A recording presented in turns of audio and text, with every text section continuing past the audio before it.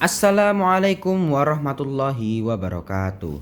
Oke, jadi pada kesempatan kali ini saya akan mengerjakan tugas satu ya, LKPD Pengayaan Biologi ya. Jadi kita akan menjawab pertanyaan-pertanyaan yang dibahas pada pada ini ya, pada pada soal-soal ini.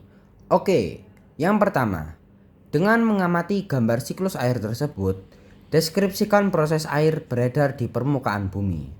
Oke, mari kita jawab.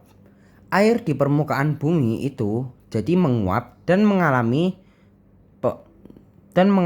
pengembunan hingga memperlambat awan-awan membentuk awan-awan hitam atau terkondensasi dan akar dan awan-awan mendung ini mengandung banyak titik-titik air yang kemudian terbawa angin menuju ke dataran tinggi dan dataran rendah ya teman-teman. Semakin banyak kondisi air di dalam awan, maka semakin mempercepat kejadian presipitasi ya. Air-air yang turun baik di dataran tinggi maupun dataran rendah mengalami limpasan dan infiltrasi. Air-air yang mengalami limpasan akan terjatuh di dalam tanah oleh akar-akar tumbuhan hijau, sedangkan yang infiltrasi air diserap oleh tanah kemudian mengalir kembali ke laut. Oke, untuk menjawab soal nomor 2, kita baca dulu ya pertanyaannya ya. Lakukan analisis menggunakan siklus air untuk menjelaskan mengapa banjir dan kekeringan dapat terjadi dan bagaimana solusinya. Oke, mari kita jawab. Banjir itu diakibatkan oleh air hujan yang tidak mengalami limpasan dengan cukup baik sehingga air langsung turun ke dataran rendah sehingga terjadi banjir. Dan kekeringan itu diakibatkan karena terjadinya curah hujan di daratan tertentu di daerah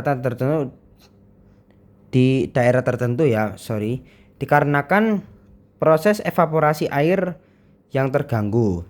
Nah, solusinya dari banjir adalah reboisasi di lahan-lahan gundul, khususnya di dataran tinggi, agar akar dari pohon bisa menahan air.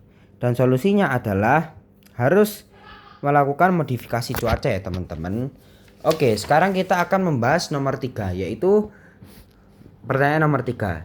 Jelaskan dampak yang terjadi jika siklus air mengalami gangguan. Oke, jadi jika siklus air mengalami gangguan, maka berdampak pada terganggunya kehidupan semua makhluk hidup di permukaan bumi.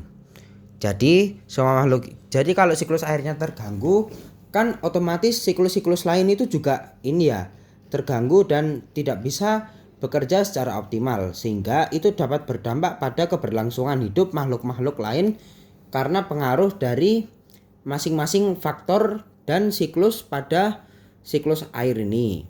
Nah, lalu mungkinkah kita nomor 4 ya, mungkinkah kita dapat memodifikasi atau mengubah peredaran siklus air untuk mensejahterakan kehidupan manusia?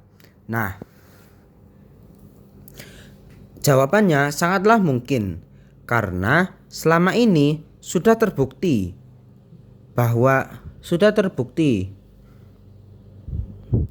untuk mengatasi kekeringan pada umumnya dilakukanlah modifikasi cuaca dengan melakukan tabur garam di awan-awan yang ada di langit untuk mempercepat adanya kondensasi dan menurunkan hujan ya teman-teman. Jadi dilakukan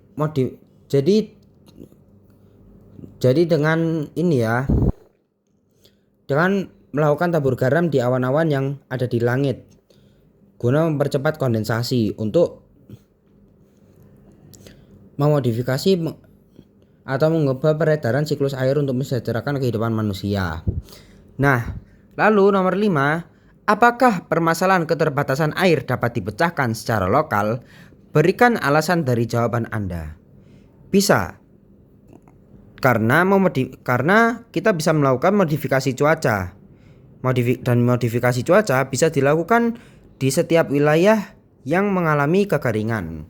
Baik, sekian video penjelasan dari LKPD Pengayaan Biologi soal A ini. Terima kasih sudah menonton. Wassalamualaikum warahmatullahi wabarakatuh.